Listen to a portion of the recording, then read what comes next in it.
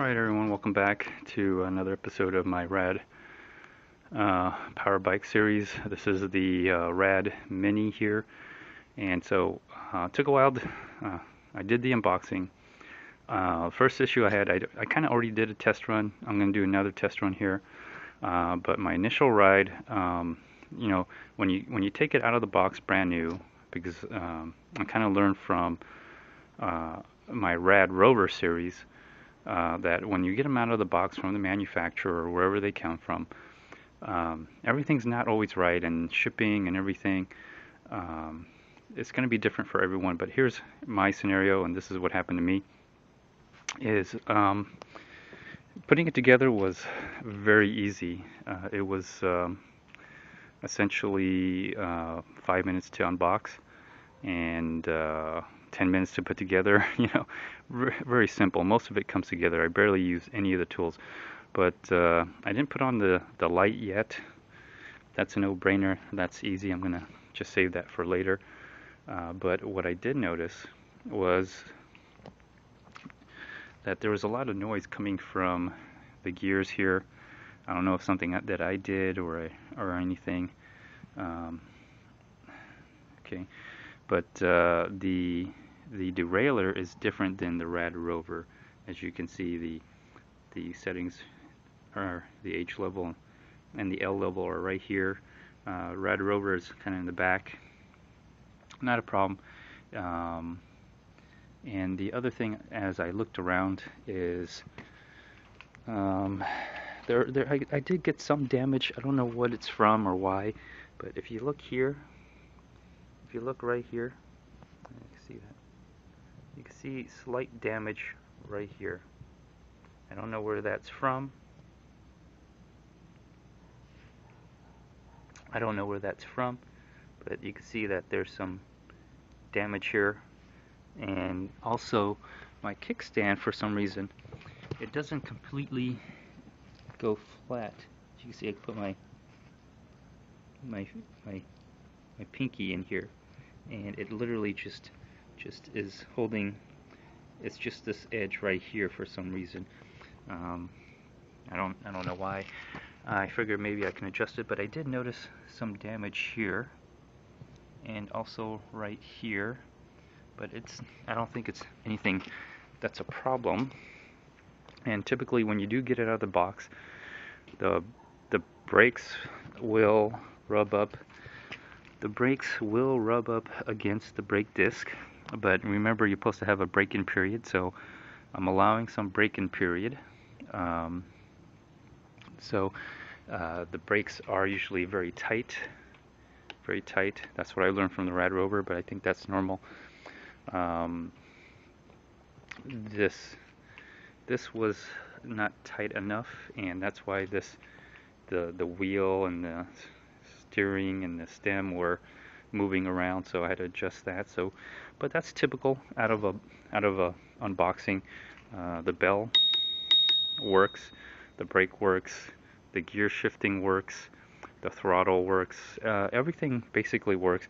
It's just that this bike is very different than the RAD Rover.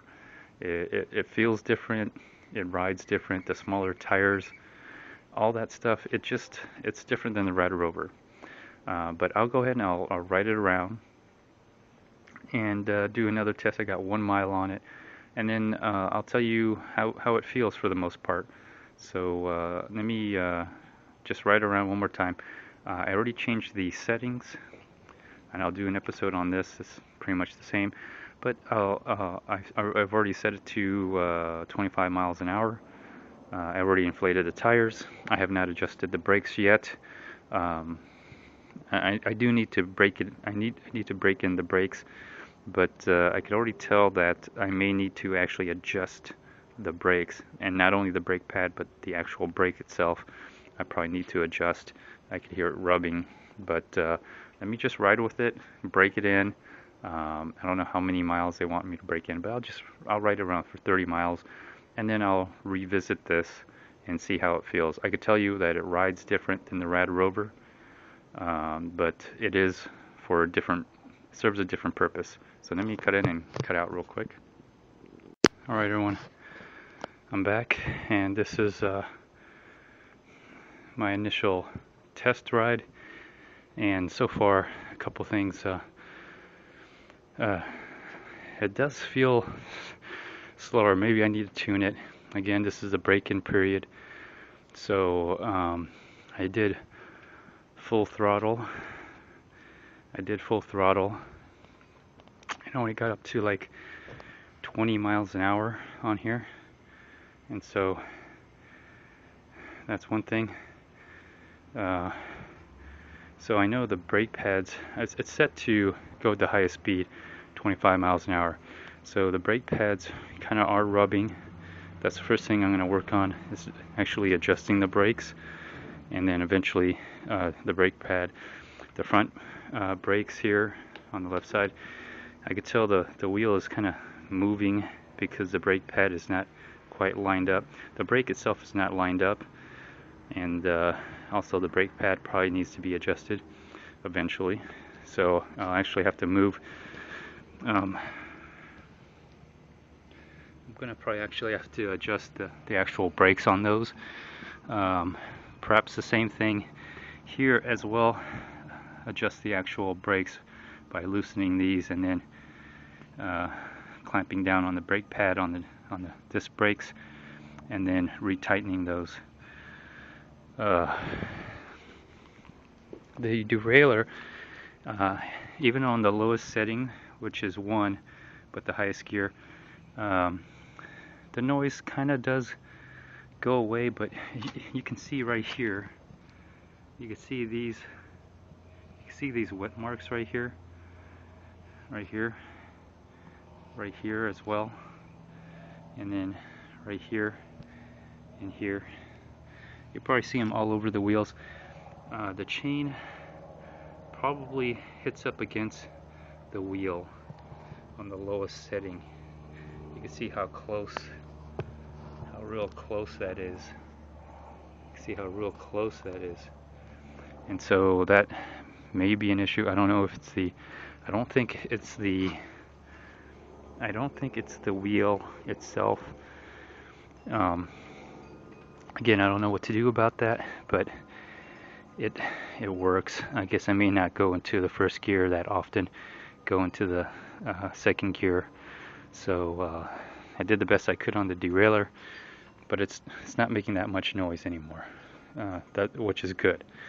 Let's see what the other thing is here. Let me see. Other than that, I'm pretty happy. It is different than the RAD Rover, I can tell you that much. It is very different, but it serves a different purpose. It has a different function.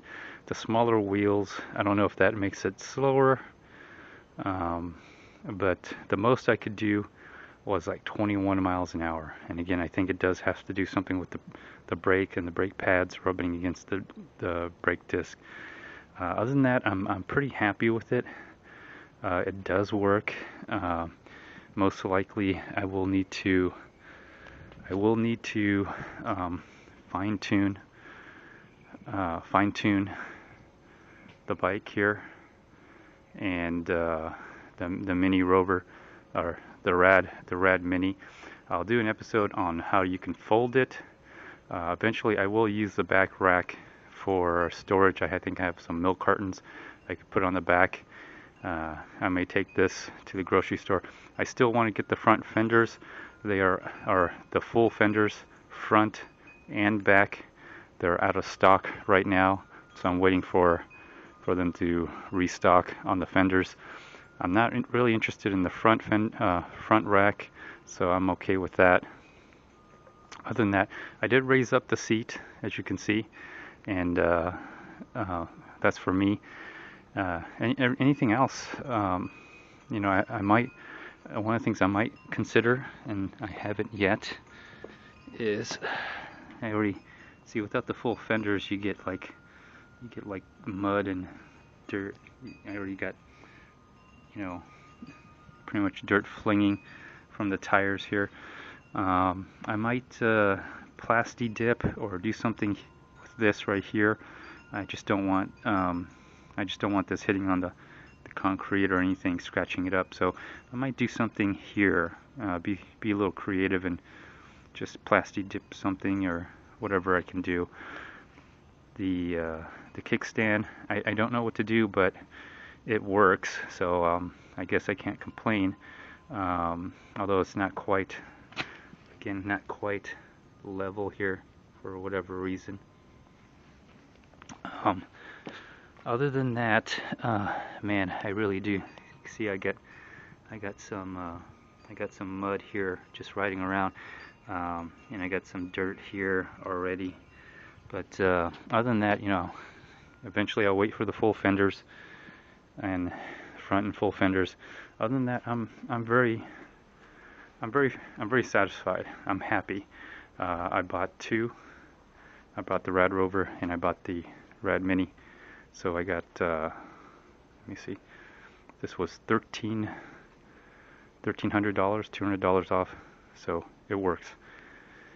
Anyways, I'm going to conclude this episode. Feel free to like, dislike, leave a comment, or even do a video response. Bye.